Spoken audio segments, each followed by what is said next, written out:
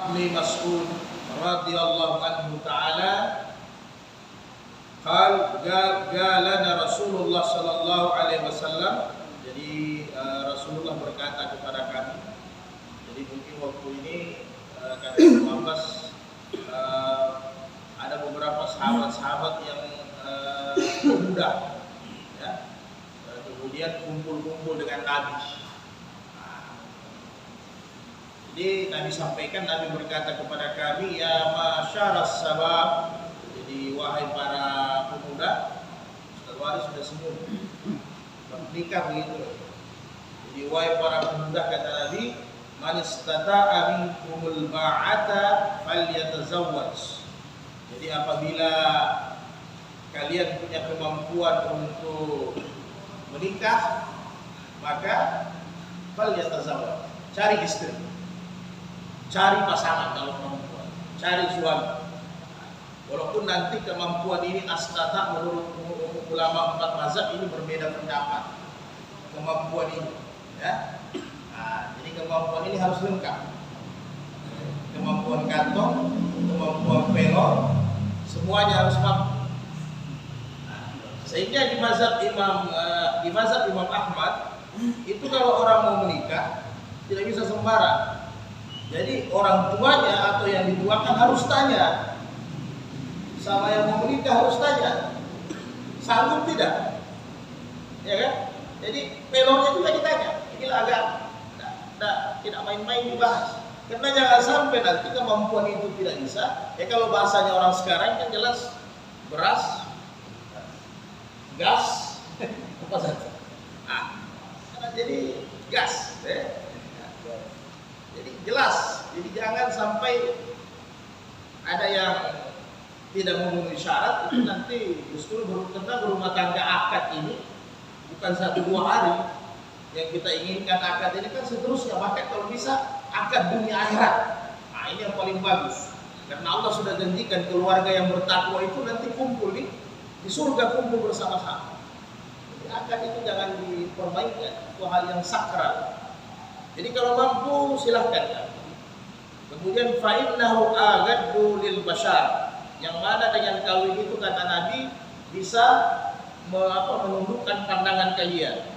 Jadi dengan kawin itu mata tidak liar, ya kan? Karena kalau belum kawin biasanya, tapi biasa juga ada yang sudah kawin matanya lebih liar lagi. Karena prinsipnya kalau orang yang belum menikah kan hanya penasaran. Kalau orang yang sudah menikah ketagihan. Jadi ini hampir sama sebenarnya. Tapi ini Nabi lebih spesifik, dia sampaikan kepada para pemuda, pemuda maupun pemudi. Jadi lebih menjaga kalian punya pandangan. Kemudian wa ahsanu lil farj. Nah ini juga kemaluan juga terjaga kalau kita sudah menikah. Ya. Karena kalau belum menikah tidak ada yang bisa jamin itu kemaluan bisa dijaga. Ya. Berat itu Pak. Jadi kata Nabi dalam hadis lain bahwa la'anallahu man nakaha yada. Ini yang utama. Jadi bukan hanya mata yang tidak bisa kita jaga, bahkan kata Nabi Allah melaknat laki-laki atau perempuan yang dia nikah dengan tangannya, ya kan? Masturbasi atau apa lagi? Bahasanya apa? Onani. Jadi tidak bisa terjaga, kemaluan ini tidak bisa terjaga. Yang repotnya gara-gara tidak menikah, ya na'udzubillah. Kalau model orang yang jaga ibadah, jaga amal saleh, yang tak mungkin kita berzina ya. Berzina aslinya kemaluan dengan kemaluan itu mustahil lah. Na'udzubillah min dzalik. Yang paling tidak dengan menikah itu terjaga, kemaluan lebih terjaga ya Rahim. Nah.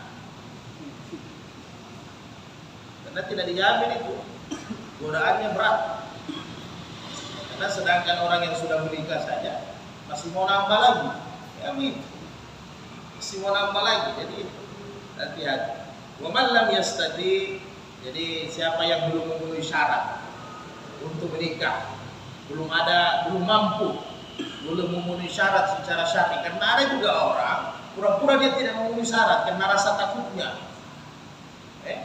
Rasa takutnya apa? Jangan nanti habis menikah saya tambah miskin. Padahal Allah bilang nanti Allah yang kayakan. Ya. Kesiapan Anda siap menjadi kepala rumah tangga itu yang paling penting. Kesiapan Anda siap menjadi pemimpin dalam rumah tangga untuk mentarbiyah Anda punya keluarga, utamanya nanti istri dan anak-anak Anda kelak. Itu kesiapan yang paling utama. Nah, jadi kalau sudah siap Anda mendidik, Anda siap bertanggung jawab lahir batin, bismillah. Jadi kalau Anda belum mampu dengan syarat-syarat itu, fa'alaihi bis-shaum. Jadi kata Nabi, boleh kau lakukan, boleh Anda lakukan berpuasa. Nah, berpuasa juga ini sebenarnya kalau ini hanya solusi kecil, ya.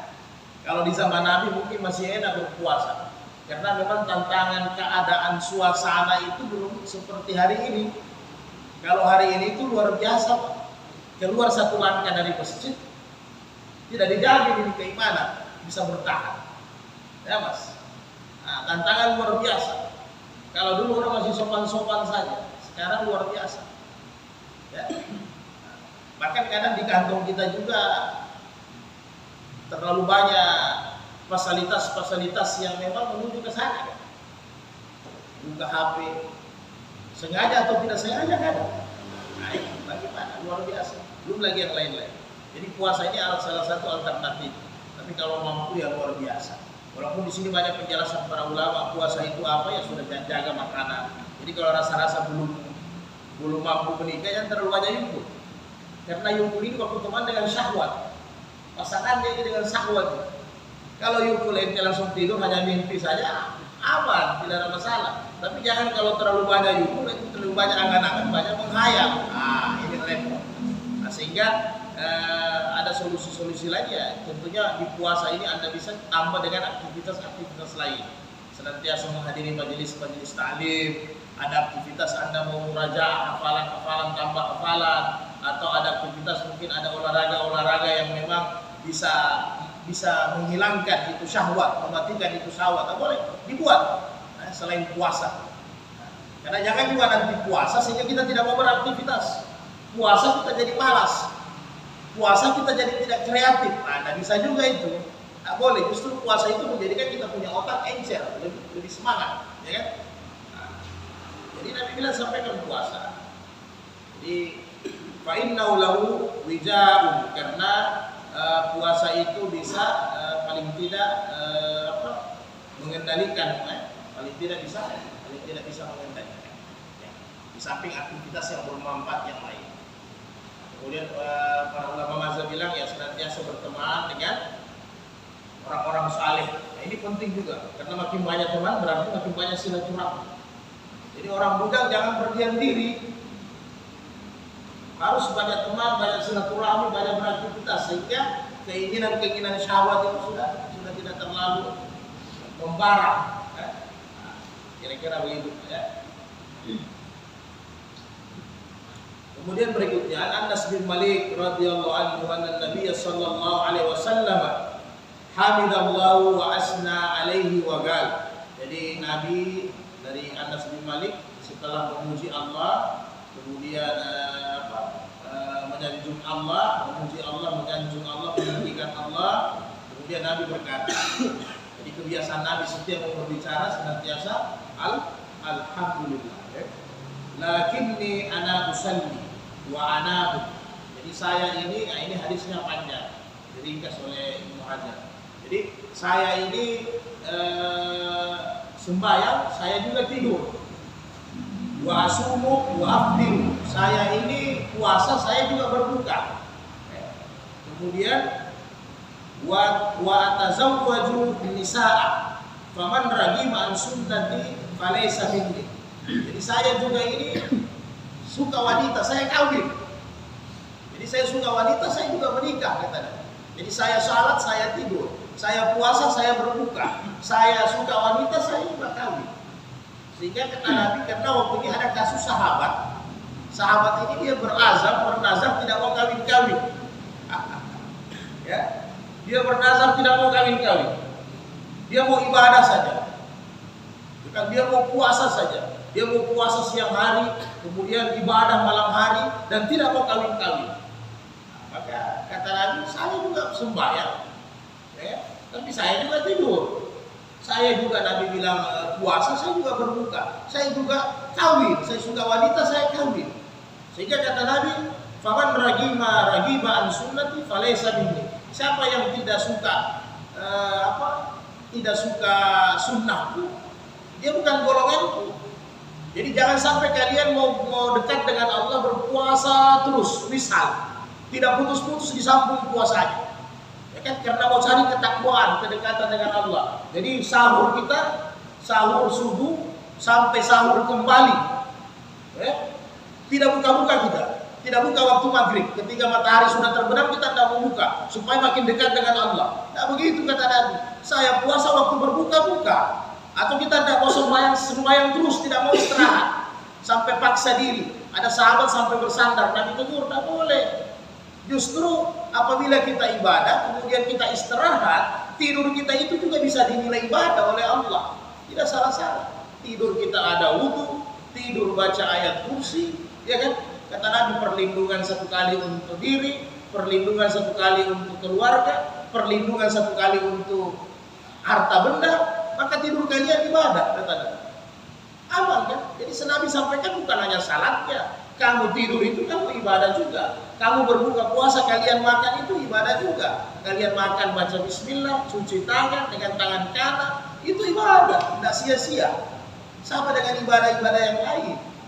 Begitu juga menikah. Jadi jangan gara-gara mau dekat dengan Allah, kata Nabi, oh saya niat azab, tidak mau kawin-kawin. Apa itu kawin? Nah, bikin repot saja. Justru kerepotannya itu seninya hidup. Ya Mas? Kalau tidak ada susah, tidak ada repot, tidak ada seninya itu hidup. Pak, saya mau bayar SPP, tidak apa-apa, memang susah, tapi itu asik. Pak, saya butuh ini. Atau, Bang, saya habis beras beras di dapur, habis gas, tidak apa-apa. Memang susah-susah, tapi itu adalah seni kehidupan. Asik itu. Karena nanti kalau sudah masuk surga, tidak ada juga dia bilang lagi, Bang, saya mau makan, tidak perlu lagi. Jadi tidak usah takut dengan menikah. Ada yang orang takut dengan menikah. Nah, padahal kata Nabi, menikah itu adalah ibadah, ya kan? Sampai Nabi sampaikan ini salat sedekah, ini sedekah. Sampai Nabi bilang kalian berhubungan dengan istri kalian itu sedekah. Sampai sahabat protes, kok bisa ya Nabi? Ya Nabi bilang kalau kalian laksanakan sesuatu yang halal dapat pahala tidak? Dapat pahala. Ya istri itu halal apa enggak? Halal, berarti pahala. Ya kan begitu? Nah, sehingga ada beberapa hadis-hadis yang hadis-hadis yang hasan ke bawah, setengah daif, ya, bahwa ibadahnya orang yang menikah itu 70 kali lebih baik daripada ibadahnya yang masih muda. Iya jelas lah. Karena orang yang menikah itu ibadah dia luar biasa musuhnya. Musuhnya itu berjuang, Pak. Ya kan? Anak saya butuh pakaian, istri saya butuh makan, butuh tempat tinggal. Jadi memang tantangannya itu luar biasa. Gaji belum didapat, gaji tidak cukup. Tapi kalau orang bujang angkat takbir enak loh, ya kan? Nggak ada beban. Makanya nilai ibadahnya orang yang menikah itu lebih tinggi. Ya. Nah, itu dia. Tapi jangan gara-gara bos. Sembahyang juga ada 70 kali. Kita tahu sesembahyang. Masih di luar kita. Nah, juga berlomba-lomba lah dengan kebaikan ya. Sehingga itulah kata yang lalu saya sudah ulang-ulang apa Umar bin Khattab bilang ya. Nah, saya selalu teringat. Saya tidak pernah lupa itu kata-kata Umar bin Khattab ya, bahwa kalau ada laki-laki belum menikah antara dua saja kata Umar bin Khattab ya. Rahim, kalau tidak lemah iman berarti lemah syahwat. Jadi memang Umar bin Khattab ini kalau ketemu bujang paling anti beliau. Anti bukan berarti benci, tidak. Beliau selalu kasih motivasi, kawin. Jangan sampai lambat kawin. Ya begitu. Umar paling tidak suka. Karena Umar bilang orang yang tidak menikah itu lebih dekat dengan setan. Lebih gampang diganggu oleh setan. Nah, jadi kira-kira begitu. Jadi tentang hukum nikah ini, hukum asalnya ijma' ulama 4 mazhab itu tentunya sunnah muakkadah. Ya, ijma' secara fikih itu sunnah muakkadah. Kecuali Imam Ahmad yang keras. Ya, Imam Ahmad wajib. Jadi Imam Ahmad itu wajib. Jadi Imam Ahmad pernah istri beliau meninggal itu pagi hari. Ya, istrinya meninggal pagi hari dikebumikan. Ini contoh yang bagus juga ini. Setelah maghrib malam dia ijab kabul lagi akad nikah. Jadi sahabat-sahabatnya sesama ulama tanya, Syekh, murid-muridnya tanya, Syekh ini tadi pagi istri meninggal, belum bermalam, saya sudah jauhin lagi. Bagaimana itu Syekh? Jadi mungkin ada sangka jangan-jangan saya ini mengikuti hawa nafsu sekali kan begitu. Nah, mungkin ada yang memang suzan. Jadi beliau sampaikan, saya takut kan teman-temannya sampaikan kan bisa besok. Kenapa harus hari itu juga meninggal, hari itu meninggal? Saya takut, saya tidak jamin umur saya bisa sampai besok. Karena saya takut kalau saya dalam keadaan tidak menikah berhadapan dengan Allah, saya takut Allah murka sama saya. Itu mazhab Imam Ahmad ya. Nah, jadi sehingga dia wajibkan itu untuk menikah. Jadi hari meninggal tadi belum selesai takziah, jauhin lagi. Memang kalau sekarang ada begitu jadi fitnah besar itu. Wah luar biasa, berarti sebelum ini ente punya sebelum hari ente mau, ente sudah incar-incar mau jauhin ente. Ya kan? Nah, tapi ini orang alim. Nah, ini ulama 4 mazhab. Jadi dalam mazhab dia menikah itu wajib. Jadi tidak ada tawar menawar. Bahkan hari ini juga dia praktek langsung menikah. Karena jangan saya mati besok dalam keadaan saya tidak beristri, saya takut Allah murka kepada saya. Jadi yang bujang lama-lama ini hebat daripada Imam Ahmad.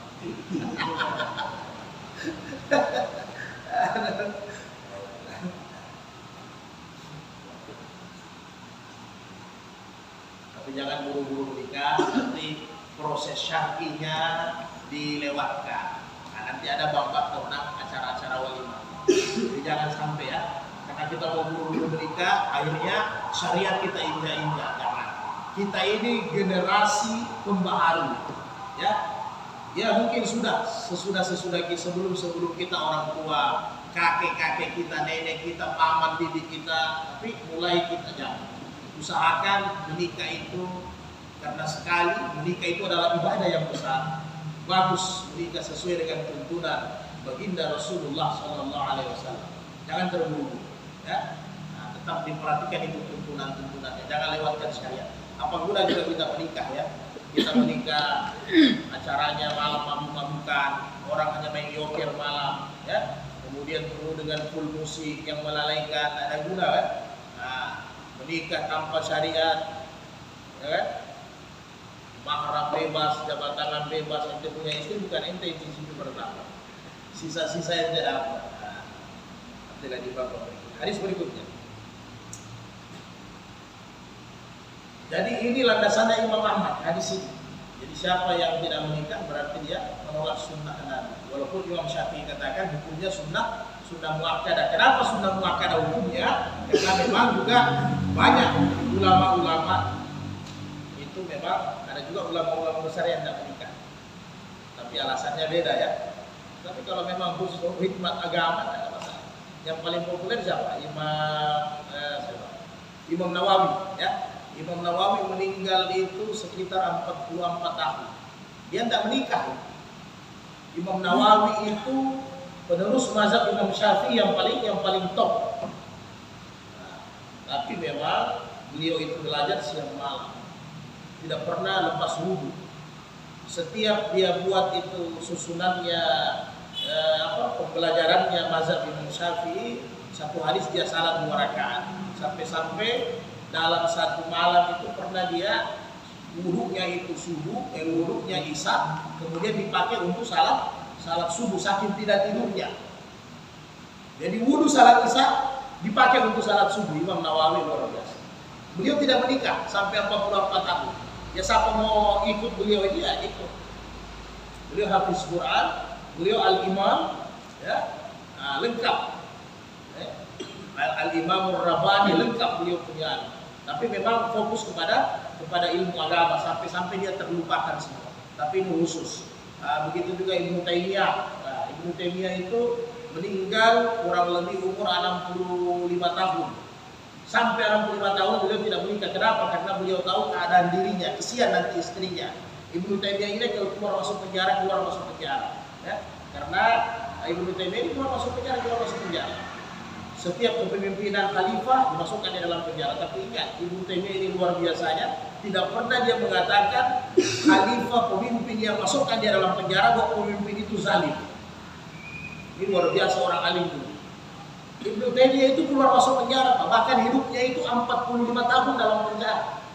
Dari 65 tahun. Jadi setiap ada masa khalifah pemimpin, masa kekuasaan lah, kalau sekarang presiden. Tidak pernah dia mengatakan bahwa presiden yang masukkan dia dalam penjara itu adalah presiden yang zalim, tidak pernah. Karena dia tahu, dia mengatakan bahwa pemimpin yang diangkat harus ditaati dan dihormati. Adapun berbeda pendapat dengan saya itu urusannya lain. Sehingga dengan berbeda pendapat dengan saya dimasukkan dalam penjara itu urusan lain. Tapi 40 tahun lebih dalam penjara, Ibnu Taimiyah menciptakan karya-karya, kitab-kitab yang begitu banyak untuk kita semua. Beliau tidak menikah.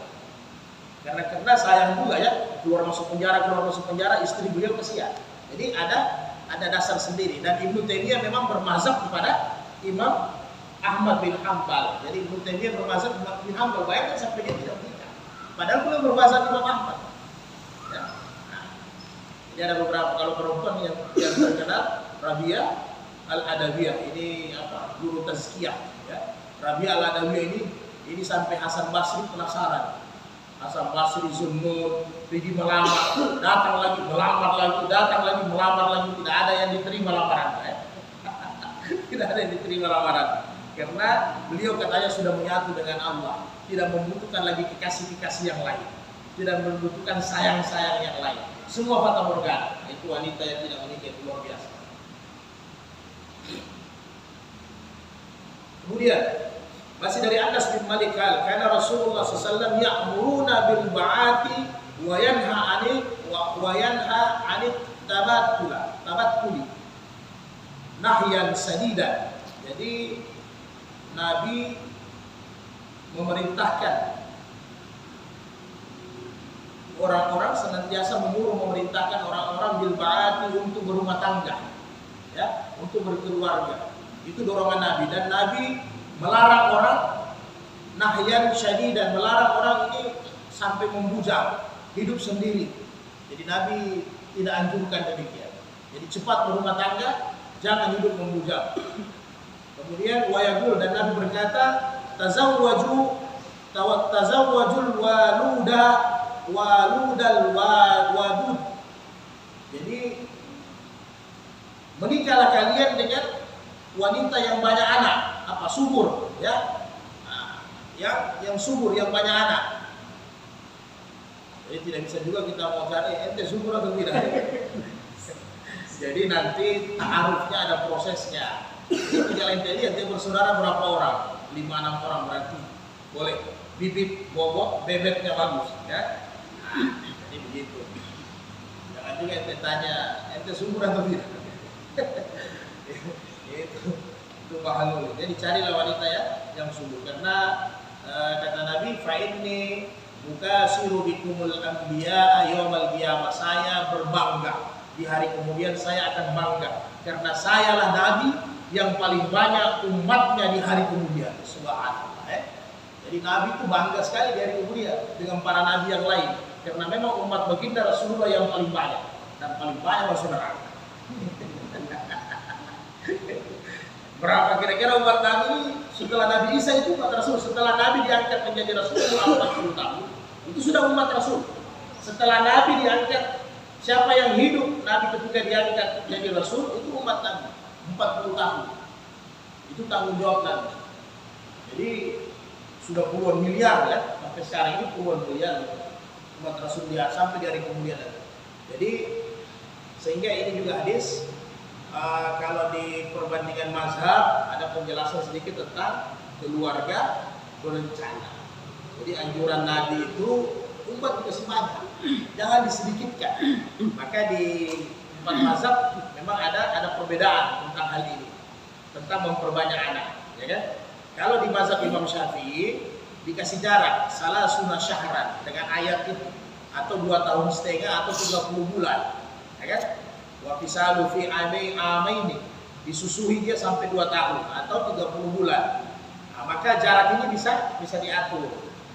Karena sayang, kalau di mazhab Imam Syafi'i, sayang kalau anak masih menyusui, istrinya, ibunya hamil lagi, nanti susah, kan begitu. Nah, tapi di mazhab Imam Abu Hanifah tidak ada masalah, simpel saja, itu rezeki dari Allah. Nah, tinggal diatur, ya. Nah, sehingga muncul sekarang ini seperti apa? KB, keluarga berencana. Kalau di zaman Nabi sebenarnya ada pengaturan-pengaturan. Kalau Imam Al-Ghazali lebih lengkap. Kalau Imam Al-Ghazali kalau membuat alamiah, yaitu pakai tanggal, ya, nah, pakai tanggal. Dan ada cara-cara yang lain. Kapan-kapan kita bahas. Kemudian di zaman Nabi itu ada juga azal, ya, sahabat datang bertanya sama Nabi, jadi Nabi tidak marah. Karena biasa keimanannya orang berbeda-beda. Azal ini mengeluarkan sperma di luar, ya. Nah, tapi Umar paling menentang itu. Kalian takut, ya? Kalian takut. Bahkan ada beberapa ulama mengatakan, oh nanti kalau begini caranya, ente orang nanti dikejar-kejar sama anak-anak kecil di hari kemudian. Hati-hati. Ya. Nah, gara-gara azal ini kan sperma yang keluar, ini sama dengan itu orang-orang yang nikah dengan nakayada dengan tangannya, ente dikejar-kejar sama anak kecil dan tidak kemudian berteriak papa papa papa. Ente punya bibit itu, punya bibit. Lihat. Nah, jadi kalau mau simpel, karena memang kalau ada orang tua bilang banyak anak banyak rezeki, agama mendukung. Tinggal pengaturannya saja. Karena sudah jelas setiap bayi yang lahir dia bawa rezekinya, kan begitu. Berarti kalau 10 kita punya anak, berarti 10 rezeki dia bawa. Dia buka sendiri. Tidak usah takut sebenarnya. Bismillah, tidak usah takut. Karena perempuan juga ada masa dia menopause. Ada masa dia stop untuk melahirkan. Perempuan kalau sudah masuk 40 tahun, setengah mati mau melahirkan lagi. Ada sih 43, 45, artinya ketika dia masuk 40 tahun secara medis, memang pasti masuk masa-masa menopause. Tidak bisa melahirkan lagi.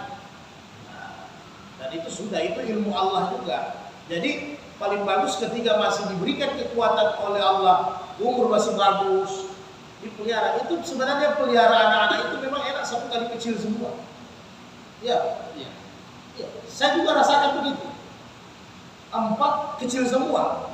Karena kalau dia selisihnya jauh, lama kita capek. Utamanya istri kita. Punya anak 1, habis itu punya nanti anak ini nanti umur 12 tahun, baru ada lagi kakak adiknya. Jadi istri kita capek terus. 5 tahun jaraknya ada lagi adiknya. Tapi kalau dia 1 tahun, kalau perlu kembar 5, 1 kali aman, 1 kali urus. Ketika nanti besar, selesai kita punya pekerjaan. Malah dia balik bantu kita. Jadi tidak usah takut sebenarnya. Ya, orang Islam tidak akan dimatikan dalam keadaan kelaparan asal dia taat kepada Allah. Tidak ada ceritanya. Nah, mungkin mati dengan kelaparan. Yang penting ente berusaha. Tidak tembus satu, bagi satu pasti dapat. Rezeki Allah itu luas. Kemudian hadis berikutnya. An Abi Hurairah radhiyallahu ta'ala an Nabi sallallahu alaihi wasallam qala tunkahul mar'atu lil arba'in. Jadi kita itu kalian itu kawin mau menikah tentunya biasanya dengan 4 macam kriteria, 4 macam model. 5 liha, ada orang nikah itu karena hartanya, ya kan? Biar dia punya face 3,3 tapi uangnya 1 miliar 1 bulan, bagus kan? Ya? Nah, jadi ada juga walihasa biha, ini karena nasabiha, karena nasabnya. Oh itu bagus, itu keturunan darah merah, darah biru. Padahal kalau di keseluruhan darahnya tetap merah juga mas ya. Nah, oh itu keturunan bagus, itu. Jadi dalam Islam tidak ada itu. Ya? Sama saja. Inna akramakum indallahi atqakum. Yang paling mulia itu orang yang bertakwa. Bahkan kata Nabi, darah Nabi juga demikian. Sama. Tidak ada itu nasab dalam Islam. Hanya kita diperintahkan menghormati nasabnya Nabi. Ya kan? Tapi di mata Allah sama, pertanyaannya sama, tidak ada beda-bedanya. Oh ini nanti dari kemudian khusus, tidak ada yang khusus, ya, tidak ada yang khusus. Kemudian wali jamaliha, tampannya, ya, cantiknya, gantengnya. Karena ada juga laki-laki hatta itu tidak ada mafi bulus, ya, mafi bulus, nasab, tidak yang penting ente jamil jika, bismillah.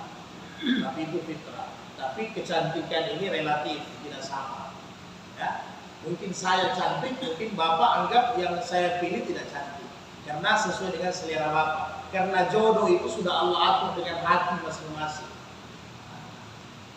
Kemudian walidiniha, nah ini karena akhlaknya, karena agamanya. Sehingga kata Nabi, fa'azfaru bizatil dini taribat yadak. Nah, apabila kalian menikah semata-mata karena agama, maka kalian nanti bahagia, tidak menyesal.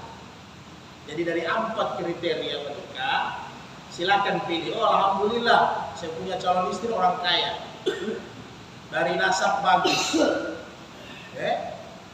kemudian hartanya banyak, dari nasab bagus, cantik, kemudian beragama. Tapi susah dapat yang begini. Nah, ini hayalan ini. Karena tidak bisa dapat yang begini, sehingga Imam Bukhari menjelaskan bahwa beliau yang riwayatkan ini hadis, bahwa sehingga tadi kasih pilihan lari ke agama. Karena tidak bisa satu paket ini 4 dapat, jadi tamat itu. Tidak bisa. Susah 4 paket ini satu kali satu paket dapat 4 dapat, tidak bisa. Sulit, Pak. Ya. Nah, biasanya nasab bagus, anak raja, harta banyak, jamil, cantik, tapi akhlak agamanya rusak. Pasti itu. Ada biasa agamanya bagus, tapi kirinya luar biasa. Ya kan begitu? Itu wajar. Tinggal Bapak pilih. Ada juga biasa agamanya bagus, mukanya sedang-sedang, ya kan? Hartanya agak miskin, nasab bagus lah. Jadi susah mau dapat komplit itu. Sama dengan laki-laki mengaya. Saya biar saja yang penting ada 5 juta 1 bulan, ya. Nah, kemudian cantik, katanya kan, kemudian masuk surga. Nenek moyang ada apa begitu. Tidak bisa. Karena biasanya, karena ini tantangannya menikah ini macam-macam. Kalau Anda justru dapat wanita yang kaya, itu mudaratnya untuk Anda. Karena di hadis-hadis lain, Ibnu Hajar tidak cantumkan itu. Di hadis-hadis yang lain, hadis-hadis sahih bahwa kalau Anda menikah karena harta, kata Nabi, maka Allah miskinkan Anda. Anda kawin gara-gara nasab, nanti Allah rendahkan Anda. Anda kawin karena harta, karena kecantikan, nanti Allah jelekkan Anda. Kalau agama, Allah sempurnakan kekurangan-kekurangannya, kata Nabi. Anda mau kawin dengan apa? Dengan kecantikannya, Pak? Ya, Mas. Kira-kira kalau dia sudah umur 40 tahun, masih cantik. 50 tahun, 60 tahun. Iya kan? Tidak mungkin. Habis dia, hilang. Anda mau kawin karena hartanya, Anda nanti rendah.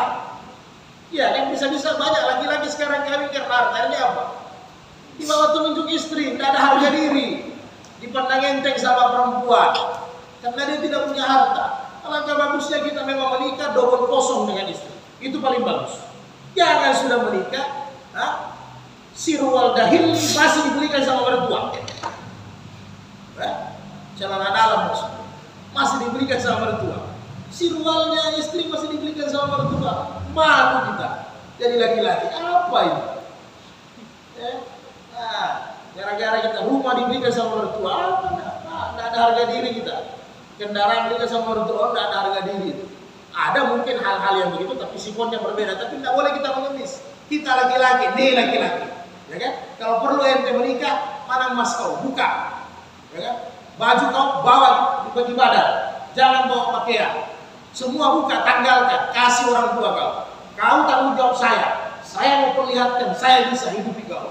Nah, karena ketika kita sudah akad nikah, itu pada dasarnya bukan akad nikah lafaz, tetapi memindahkan tanggung jawab orang tua perempuan ke pundak kita. Itu hakikatnya nikah. Ya? Tapi tidak apa-apa. Maksudnya kalau masih ada tinggal di rumah mertua indah, ya silakan nanti diproses pelan-pelan.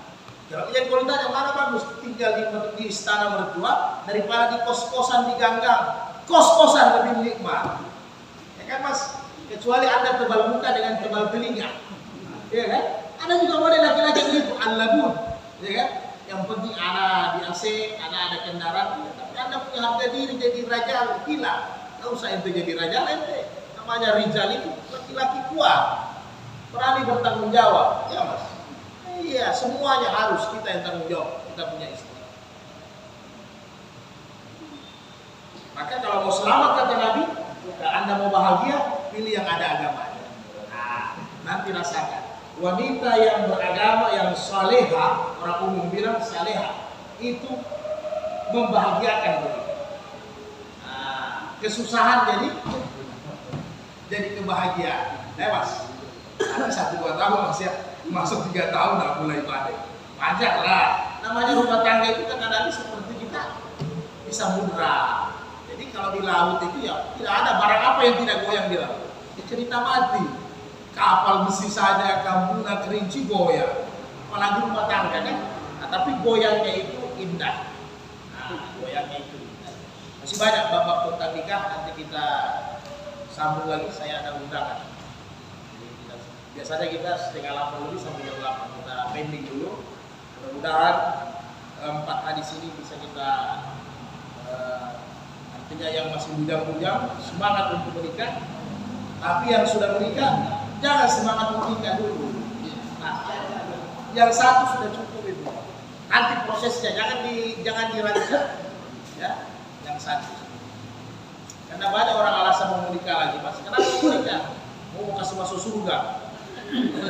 Memangnya yang pertama sudah masuk surga? Yang pertama saja syaratnya masih putus-putus, belum tepat waktu. Jadi jangan sembarangan. Bisa. Nantilah kita bahas lagi semuanya. Ada lagi kita.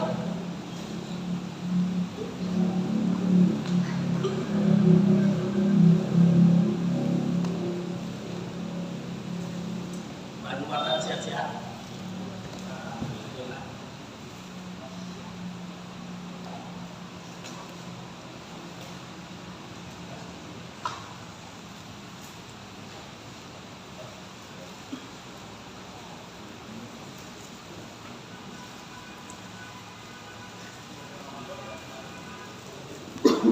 Demikian saudaraku sekalian, insyaallah sebanyak penjelasan dalam bab nikah ini.